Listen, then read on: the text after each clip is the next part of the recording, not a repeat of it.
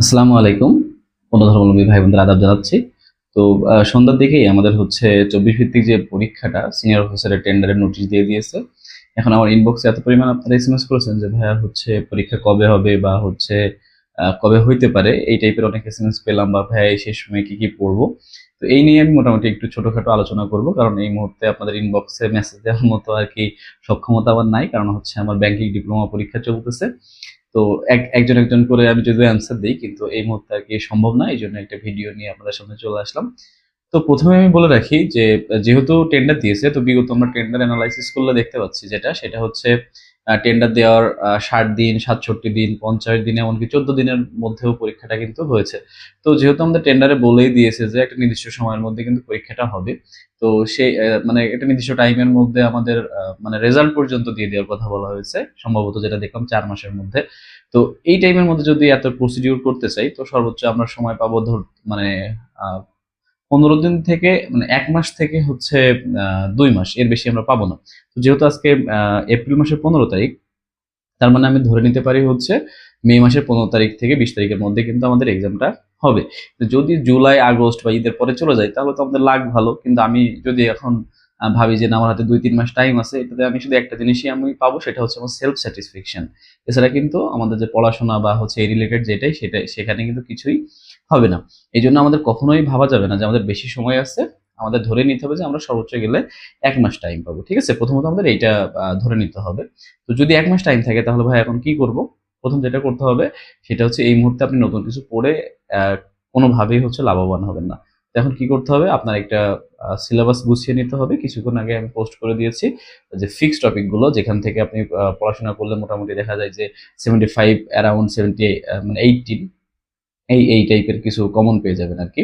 তো এই যে টপিকটা এটা আপনি প্রিন্ট করে হচ্ছে আপনার টেবিলে লাগিয়ে নিন এবং এই অনুযায়ী হচ্ছে পড়াশোনা শুরু করে দিন। আপনাকে যে একটা কোর্স এখন করতেই হবে এরকম কিছু না, কিন্তু আপনি অবশ্যই একটা এক্সাম বেসে ভর্তি হইতে পারেন।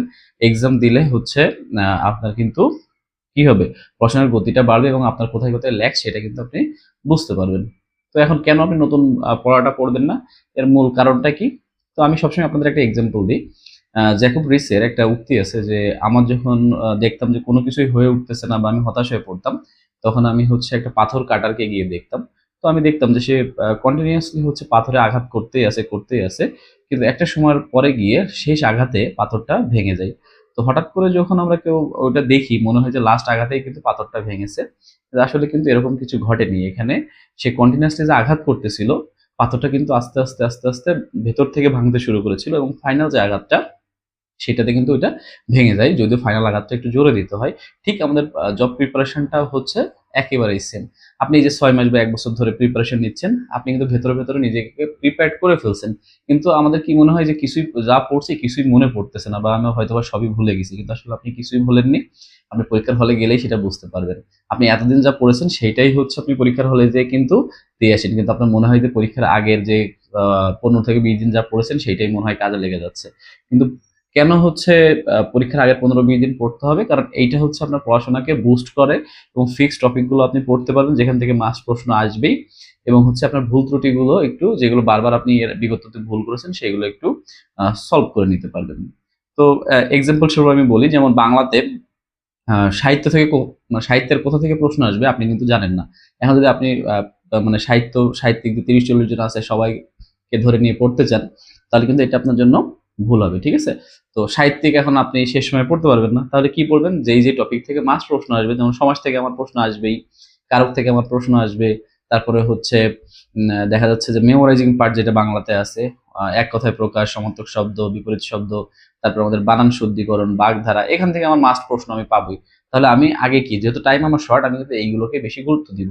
অবশ্যই আপনি যখন পড়েছেন আপনার যেটা, যেটা সমস্যা ছিল আপনি গোল দাগ দিয়ে রেখেছেন, তাহলে সেইগুলো একটু বেশি, বেশি করে রিভিশন দিবেন। তাহলে দেখা যাচ্ছে যে ওটা কিন্তু দ্রুত এগিয়েও ফেলতে পারছেন। ঠিক আছে?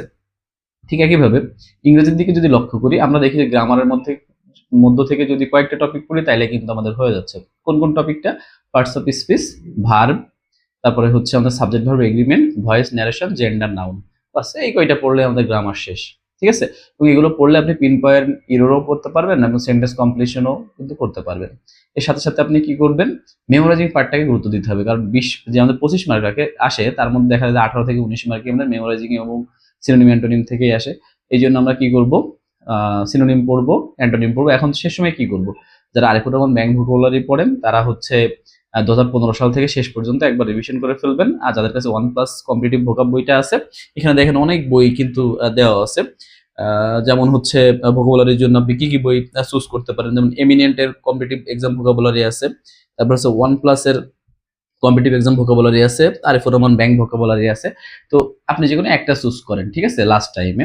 তো যদি এমিনেন্ট অথবা হচ্ছে কম্পিটিটিভ নেন 1+এর, তাহলে অবশ্যই রিয়েল টেস্টগুলো দেখবেন এবং প্রিভিয়াস কোশ্চেনগুলো দেখবেন। আর আরিফুর নিলে শুধু 2015 থেকে শেষ পর্যন্ত পড়লেই কিন্তু আপনার আপাতত লাস্ট টাইমের জন্য হয়ে যাচ্ছে। সাথে সাথে গ্রামার যেগুলো বললাম ওইগুলো একটু পড়ে ফেলবেন, তাহলে কিন্তু আপনার ইংরেজির একটা মোটামুটি প্রিপারেশন হয়ে গেল। আচ্ছা, এরপর আপনি জিকের জন্য কি করবেন, ফিক্সড টপিকগুলো কিন্তু আপনি পড়ে ফেলবেন, সাথে সাথে রিসেন্ট 3 মাসের যে কারেন্ট অ্যাফেয়ার্স সেটা পড়ে ফেলবেন। এছাড়া ফেসবুকে দেখবেন অনেক মেন্টর আছে যারা হচ্ছে, যেমন আমাদের যে RMJ ভাই তুইন আছে, উনি হচ্ছে 3-4 মাসেরটা দিয়ে দেয়।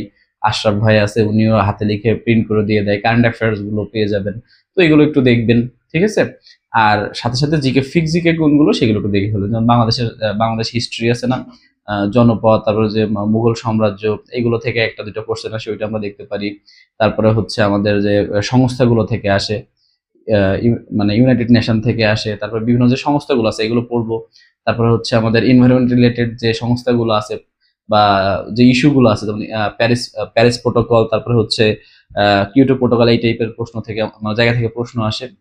তো এখন জিকে তো আসলে মানে ভ্যারাইটিস টাইপের হচ্ছে, কিন্তু আমাদের কি করতে হবে, ফিক্সড টপিকগুলো কিন্তু পড়লেই কিন্তু একটা কনফিডেন্টলি পরীক্ষা হলে যাইতে পারবো। এখন যদি কঠিন হয় তাহলে সবার জন্য কঠিন হবে, যদি সহজ হয় তাহলে সবার জন্য সহজ হবে। কিন্তু আপনি যদি ফিক্সড টপিকগুলো না পড়ে যান তাহলে সহজ হলেও কিন্তু আপনি বিপদে পড়বেন, কিন্তু কঠিন হলে আপনার কিন্তু কোনো বিপদ নাই।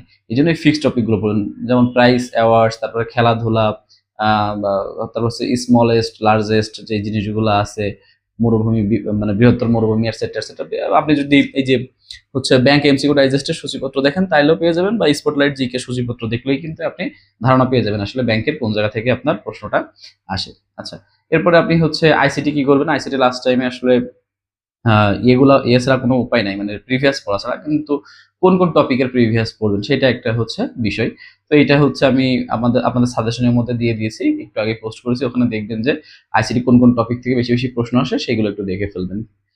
ম্যাথ কোনগুলো করবেন, ম্যাথও হচ্ছে যে মাস্ট যে টপিকগুলো থেকে প্রশ্ন আসে সেগুলো তো দেখবেন, আর আপনার যে যে টপিকে সমস্যা সেগুলো একটু দেখে নেবেন। এখন মোট কথা হচ্ছে, এই যে প্রিলিমিনারি নিয়ে আসলে বোঝানোর কিছু নাই। প্রিলিমিনারি দেখা যায় 50%-এর থেকে কম মার্কও টিকে যাচ্ছে, আর 50%-এর থেকে বেশি মার্কও অনেক সময় লেগে যাচ্ছে। কিন্তু প্রিলিমিনারিটা হচ্ছে ব্যাংকের জন্য টেকা আসলেই সত্যি অনেক সহজ। এই জন্য আপনারা হচ্ছে একটু গুছিয়ে প্রিপারেশন নেন, 100% করতে যাওয়ার দরকার নেই। আপনি 70% প্রিপারেশন নিয়ে গেলে কিন্তু আপনার প্রিলিমিনারি ক্র্যাক হয়ে যাবে, ঠিক আছে।